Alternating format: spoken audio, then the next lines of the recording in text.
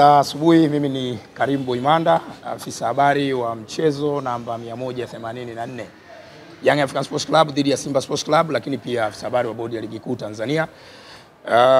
Tulikuwa na mkutano hapa awamu ya kwanza ambapo kocha mkuu wa klabu ya Yanga pamoja na nahodha wamezungumza nanyi wanahabari kuelekea mchezo huo, na kwa mujibu wa ratiba ambayo ilitumwa kwa klabu zote mbili na kwenu wanahabari, Simba Sports Club ambaye ni mgeni katika mchezo huu walipaswa kuwepo hapa saa 5:30 na kuanza mkutano, lakini tumefanya jitihada kadhaa.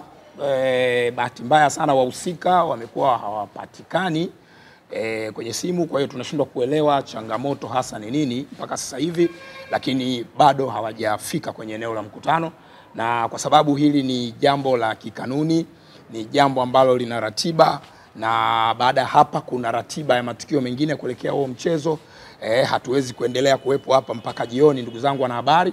Kwa hiyo nitumie fursa hii kusema rasmi kwamba tunamaliza mkutano wetu rasmi, na kwamba taarifa nyingine zitatolewa hapo baadaye. Kwa hiyo kila kitu kiko sawa, na kwamba tumewakosa Simba Sports Club ili watueleze changamoto, kama kuna changamoto yoyote ambayo wamekutana nayo huko njiani wakiwa wanakuja au la. Kwa hiyo tunaendelea kuwatafuta, tutakapojua nini changamoto tutawajuza kupitia kurasa zetu za mitandao ya kijamii na maeneo mengine muhimu.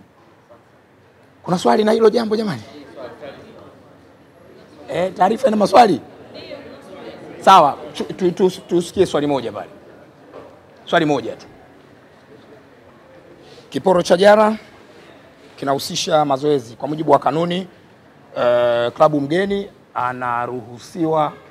anaruhusiwa kufanya mazoezi kwenye uwanja wa mchezo angalau mara moja kabla ya siku ya mchezo. Siku ya mchezo ni kesho, na leo ni tarehe 24, na kanuni ile inasema kwamba ni muda ule wa mchezo, ambapo kwa mujibu wa ratiba yetu mchezo utafanyika saa 11 jioni. Kwa hiyo saa 11 jioni ya leo ndio muda wa kikanuni wa timu mgeni kufanya mazoezi kwenye uwanja wa Benjamin Mkapa. Lakini nimetumia neno wanaruhusiwa, halazimishi kwenda kufanya mazoezi. Baada ya hapa kuna kikao cha kitaalamu cha maandalizi ya mchezo. Kwenye kile kikao timu zote mbili zinakuwepo, na inawezekana uamuzi wa wao kwenda kufanya mazoezi au kutokwenda unaweza ukawa communicated huko. Kwa hiyo kwa sasa hivi hapa ninachoweza kusema ama kuwajuza wanahabari kwamba tuvute subira, confirmation yote ikishafanyika basi tutashare kupitia kurasa zetu, na nitawaalika wanahabari kwa ajili ya kufanya coverage kwenye dakika 15 za mwanzo za mazoezi ya timu mgeni. Hilo ni swali la kwanza. Swali la pili, muuliza swali amezungumzia swala la waamuzi. Jana tulitangaza waamuzi wa mchezo, waamuzi wanne kutoka Misri na mtathmini wa waamuzi kutoka nchini Somalia. Ametumia neno taharuki. Mimi sidhani kama taharuki ni neno sahihi sana. Ni vile watu ni habari ambayo kutokana na upekee wa mchezo wenyewe, upekee wa tukio lenyewe, na watu wameipokea vile vile kiupekee. Amesema pia kanuni, muuliza swali amesema kanuni hazisemi chochote kuhusiana na hilo. Ni kweli, kanuni hazizuii TFF kupitia kamati yake ya waamuzi kuleta muamuzi kutoka nje ya Tanzania kwa ajili ya kusimamia mchezo wa ligi.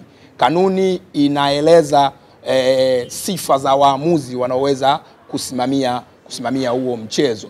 Kwa hiyo jambo pekee ambalo tunaweza tukalieleza sasa hivi ni kwamba kwenye kanuni ya 39 ibara ya kwanza inaeleza kuhusiana na waamuzi ambao wanakuwa wanateuliwa mwanzoni mwa msimu, idadi ya waamuzi ambao wanateuliwa mwanzoni mwa msimu kwa ajili ya kusimamia mchezo. Lakini kanuni hiyo ya 39 ibara ya 3 inaelezea sasa kitu kinaitwa waamuzi wa akiba, kwamba kamati ikiteua wale waamuzi wa msimu mzima inakuwa na jopo lingine la waamuzi ambao ni wa akiba, ambao wanaweza kutumika kwa dharura au pale inapohitajika.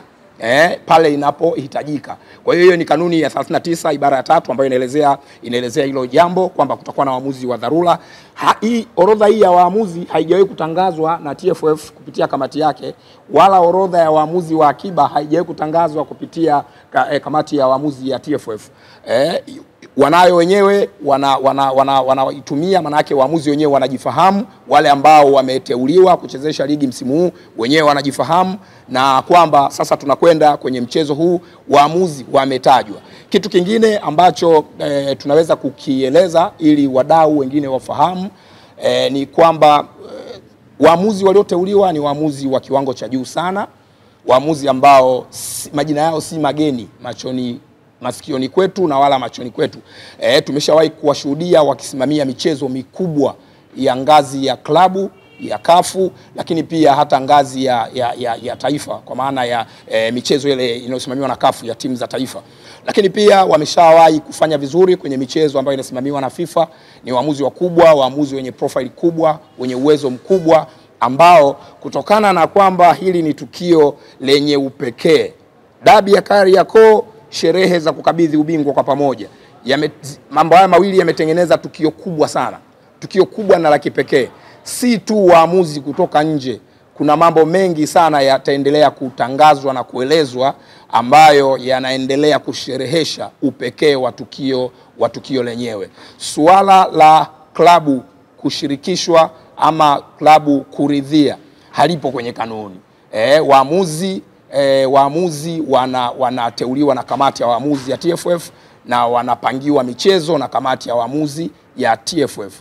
Kanuni ya 39 ibara ya 8 kama sio 9, siko sure sana hapo, inaeleza sasa kwamba kama klabu haijaridhia maamuzi ama haijaridhishwa na maamuzi, maana yake baada ya mchezo ina siku 3 za kutoa malalamiko yao. Kwa hiyo hakuna sehemu inayotoa nafasi kwa klabu, kiongozi au yoyote kuzungumzia muamuzi kabla. Kanuni hiyo ya 39 ibara ya 8 kama sio ya 9, siko sure sana, inaelezea pia sasa kwamba kiongozi, mchezaji, kocha au mtu mwingine yoyote haruhusiwi kumkataa muamuzi aliyepangwa na kamati ya waamuzi ya shirikisho la mpira wa miguu Tanzania. Haruhusiwi kumkataa, lakini pia haruhusiwi kumjadili wala kumshutumu kupitia vyombo vya habari. Hiyo ni kanuni ya 39 inayoelezea kuhusu waamuzi. Asanteni sana, na kufikia hapo tumefikia mwisho wa mkutano wetu, na tuwatakie kazi njema, tuwatakie maandalizi mema kuelekea dabi ya Kariakoo hapo kesho majira ya saa 11 jioni.